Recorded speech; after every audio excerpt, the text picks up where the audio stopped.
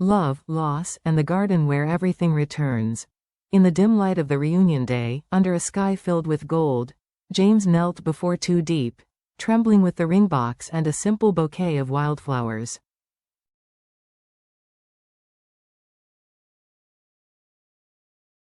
Years of separation, silence, and deep wounds in his soul had led to this quiet moment under the old guava tree.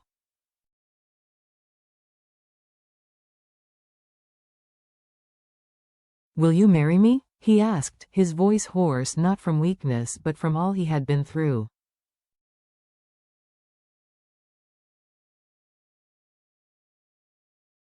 Too Diep, tears welling up in her eyes, nodded. "I do." Laughter echoed throughout the village, the sound of healing, of new beginnings.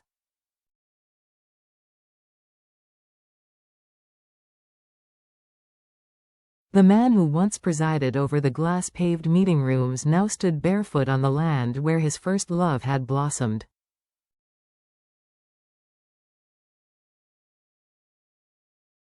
Their story is not one of luxury, but of humility. Too Diep, a former morning market vegetable vendor, meets James, then a powerful CEO.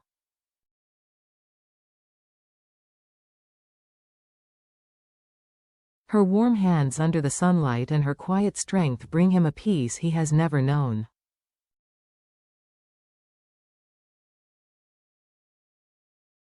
He gives her a smartphone so she can study. That seemingly small thing becomes the seed of something bigger.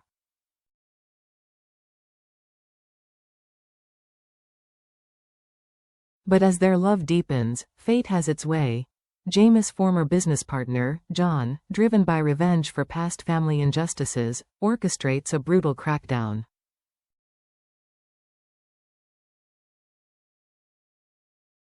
The company collapses due to financial ruin. James is falsely accused and arrested.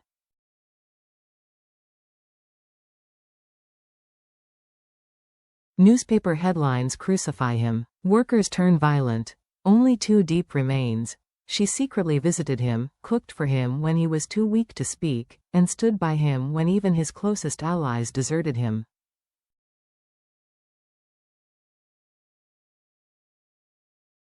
Together, they gathered evidence to expose John, not just for corporate fraud, but also for his involvement in a darker world, drug trafficking.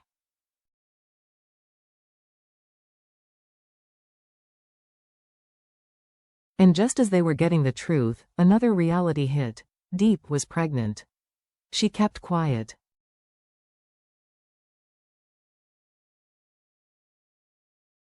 James was facing a 5-year prison sentence. How could she break his heart with this news?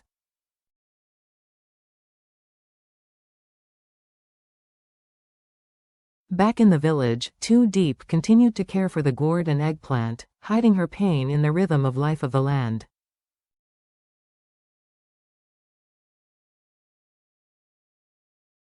But James found her, not with grand speeches, not as a CEO, just a man, stripped of all his titles and treasures, with nothing left but love.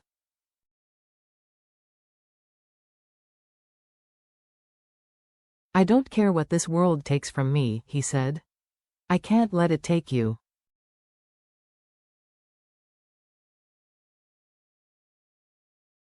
That night, they got engaged.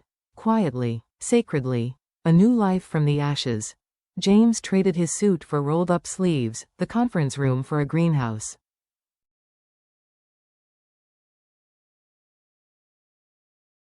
They kept their love private, not out of shame, but out of respect. The media, ever cruel, began to shift the story, from scandal to salvation.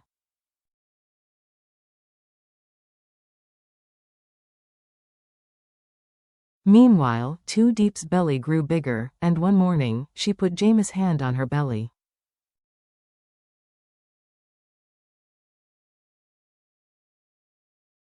"The baby is kicking," she whispered. James was stunned. Tears, not the kind earned from mergers and profits, but from morning light and heartbeats, fell freely.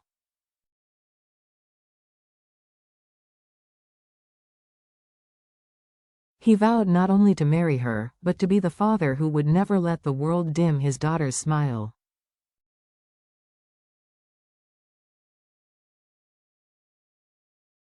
They were married under an old tamarind tree. No pomp, no newspapers, just family, workers, village children, and a violinist who had played on the streets, now playing the music James had first heard when he fell in love.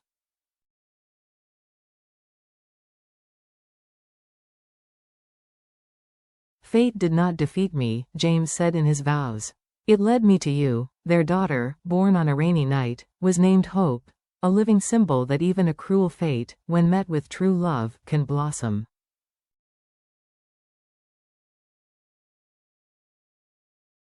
The once quiet house now bustled with new rhythms, the baby's cries, soft lullabies, boisterous laughter.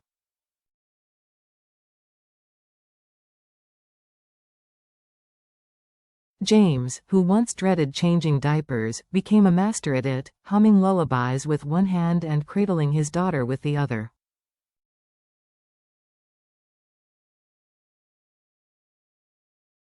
From a small greenhouse in the backyard, 2 Diep trained rural women in sustainable farming.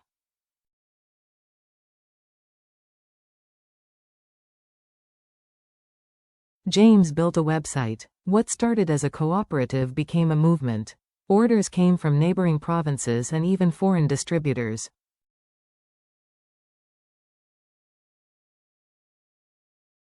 One afternoon, James stood in the garden, holding Hope.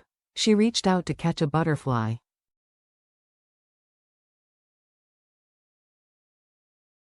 2 Diep also came to him, resting her head on his shoulder. Can you believe this is our life? He whispered.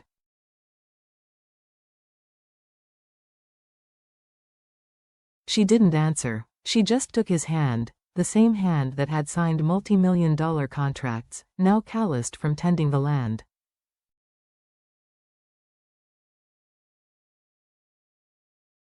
Even as rumors of John's hiding in Cambodia resurfaced, and old investors tried to return, James refused.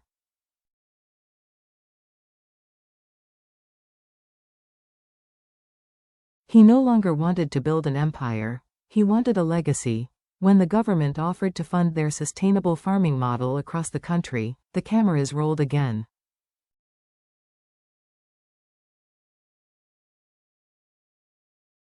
But this time, they weren't filming a fallen CEO. They were witnessing a rebirth. That night, as fireflies lit the path between the fields, James turned to 2 Diep.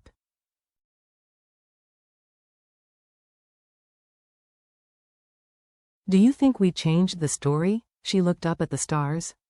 No, she said, her eyes shining.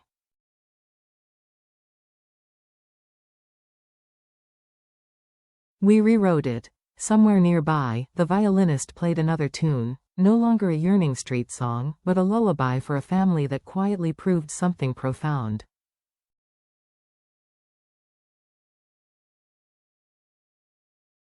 In the end, love doesn't follow fate. It rewrites fate.